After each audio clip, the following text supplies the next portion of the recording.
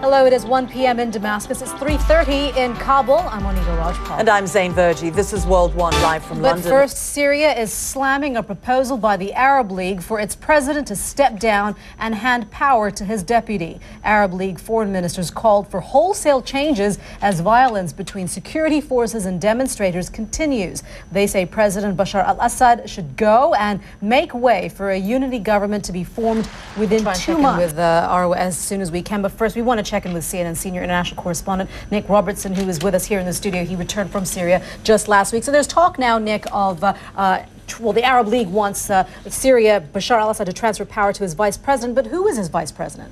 Well, even that statement in itself is unrealistic, and that's what the opposition are saying. They're saying that there's no mechanism, the Arab League doesn't have a mechanism to make this happen. Nigeria's president is visiting the country's second largest city, Kano, which is still reeling from a series of bombings and shootings on Friday. Islamist group Boko Haram has claimed responsibility for the attacks, which killed almost 160 people. Many more are critically ill, stretching local hospitals to capacity and beyond. After dark, well, Friday's attacks were the latest outbreak in months of violence. Let's get the very latest now and go live to Lagos, Nigeria's biggest city, and CNN's Nema Al-Bagir, who joins us now there with the latest on that. And Nema, we understand that some cities like Kano are virtual ghost towns. Well, Monita, this attack really has shown... Battled President Ali Abdullah Saleh is on his way to the United States. Washington says his visit has been approved strictly for medical treatment and only for a limited time. Before leaving Yemen, the president, who is promising to step down after months of widespread protests, apologized for any negligence during his 33 years as president. Interesting, the timing of his trip. It comes just a day after the Yemeni parliament approved what has been described as a controversial law, basically giving Mr. Saleh immunity, or granting immunity from any prosecution. How is this being received by Yemenis? Well, Monita, out in the streets where the protesters have been going out for close to a year now. In Italy, say rescue workers will go on looking for 19 people still missing on the cruise ship Costa Concordia. On Sunday, divers found another body on the ship, bringing the death toll to 13. Authorities in U.S.-led peace talks with the Taliban. The Afghan government says it won't stop a deal being brokered, which involves the release of high-profile detainees. This now from CNN Kabul. Nick, it seems as though President Karzai's initial reservations or rejection of any talks with the Taliban seem to have been steamrolled, and now we're going full steam ahead with other developments. Absolutely. I mean, that was the major fear, that because the Karzai government weren't on board from this.